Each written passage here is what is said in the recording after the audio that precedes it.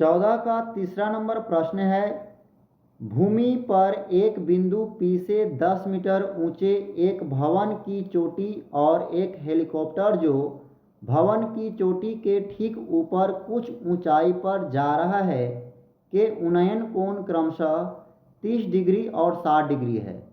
भूमि से हेलीकॉप्टर की ऊंचाई ज्ञात कीजिए। मान लेते हैं कि भूमि पर एक बिंदु P है, जैसा कि आकृति में देख रहे हैं एक बिंदु P है। इससे 10 मीटर ऊंचे एक भवन RS 10 मीटर ऊंचा एक भवन है और एक हेलीकॉप्टर जो भवन की चोटी के ठीक ऊपर Q मान लेते हैं हेलीकॉप्टर है जो भवन के चोटी के ठीक ऊपर है। यह भवन का जो शीर्ष है यह 30 डिग्री का कोण बना रहा है P बिंदु पर और हेलीकॉप्टर बना रहा है 60 डिग्री का कोण। अब P बिंदु से देखा है तो 60 डिग्री का कोण बना है, तो हमें निकालना है भूमि से हेलीकॉप्टर की ऊंचाई, यानी भूमि S से हेलीकॉप्टर Q तक की ऊंचाई को प्राप्त करना है। तो इसमें हम माना कि RS एक भवन है जैसे कि दिए बताएं अभी, तथा Q एक हेलीकॉप्टर है। Q क्या है? हेलीकॉप्टर है। इसलिए त्रिभुज PRS में tan थीटा बराबर हो जाएगा RS बटा SP, क्योंकि tan थीटा बराबर होता है लंब बटे आधार। लंब के रूप में RS का मान दिया हुआ है, तो अब हम यहाँ पर वैल्यू को पुट करते हैं। तो tan थीटा के स्थान पर है 30 डिग्री, तो 30 लिखेंगे बराबर में RS बटा में SP। अब 30 का मान रखते हैं तो 1/√3 आता है, बराबर में RS का वैल्यू 10 बटा में SP। अब यहाँ से क्रॉस मल्टीप्लिकेशन करते हैं तो SP को 1 से गुना करेंगे, SP आएगा बराबर में 10√3 मीटर हो गया SP का मान। अब उसी तरह से चलेंगे त्रिभुज PQS में tan थीटा बराबर QS बटा में SP, या लिख सकते हैं tan 60 बराबर QS बटा में SP। tan 60 का मान है √3, तो रूट देंगे 3 बराबर लिख सकते हैं QS बटा SP। तो QS बराबर लिख सकते हैं √3 गुना SP। अब यहाँ से गुना में है तो इधर आके भाग में होगा, तो SP बराबर अब हो जाएगा, SP का मान रख लेते हैं जो कि यहाँ प्राप्त हुआ है 10√3 मीटर। अब इसमें SP के स्थान पर वैल्यू रखेंगे, तो SQ बराबर हो गया √3 गुना 10√3 SP का मान।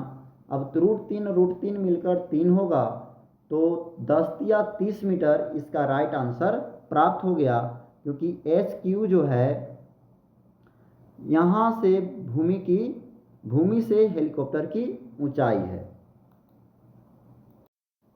नेक्स्ट 15 नंबर प्रश्न है, एक हवाई जहाज से ठीक दाएं और बाएं नदी में दो जहाज़ों के अवनमन कोण 60 डिग्री और 45 डिग्री है।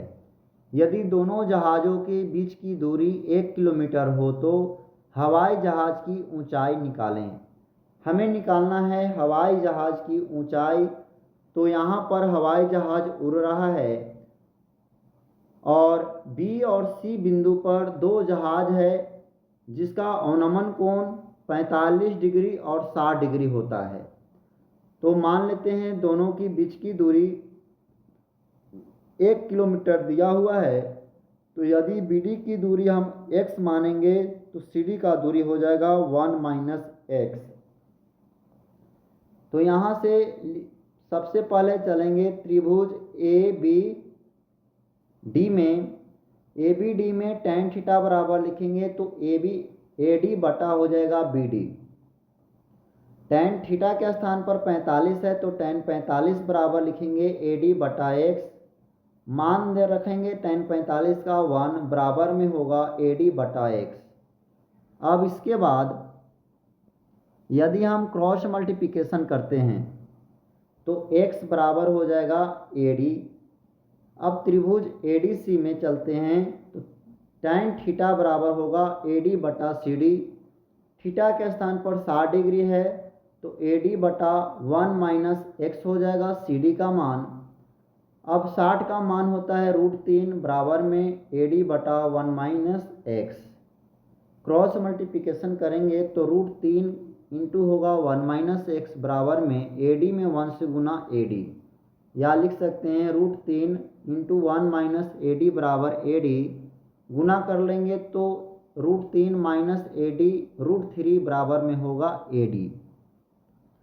अब इसके बाद √3 बराबर ये माइनस वाला बराबर के तरफ प्लस में हो जाएगा तो AD प्लस AD √3 आएगा, या √3 बराबर होगा AD को कॉमन लेंगे तो 1 प्लस √3, इसलिए √3 बराबर AD इंटू √3 प्लस 1 होगा। अब AD बराबर लिख सकते हैं √3 बटा में ई वाला है इधर आएगा तो भाग में होगा √3 प्लस 1। ये आंसर नहीं मैच करेगा तो इसके बाद परमेकरण कर लिया जाता है। तो परमेकरण करते हैं नीचे के चिन्ह को परिवर्तन करके, यानी प्लस में है तो लिखेंगे माइनस में ऊपर भी और माइनस में नीचे भी। यही संख्या को लिखेंगे √3 माइनस 1 बटा में √3 माइनस 1। परमेकरण में मान लो कि ये दोनों आपस में कट के मान 1 देता है तो 1 में किसी भी संख्या से गुना करते हैं तो मान में कोई परिवर्तन नहीं होता है।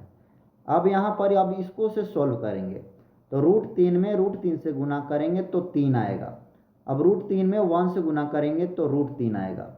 a plus b into a minus b, यानी √3 को a मानेंगे और 1 को b मानेंगे तो यह फॉर्मूला पर आ गया a plus b into a minus b. Formula होता है a square minus b square, यानी √3 का स्क्वायर माइनस 1 का स्क्वायर। बराबर लिख सकते हैं AD बराबर 3 माइनस √3 बटा में 3 √3 का स्क्वायर 3 आएगा, 1 का स्क्वायर 1 आएगा, इसलिए AD बराबर हो गया 3 माइनस √3 बटा में 2। यह इसका राइट आंसर बन गया।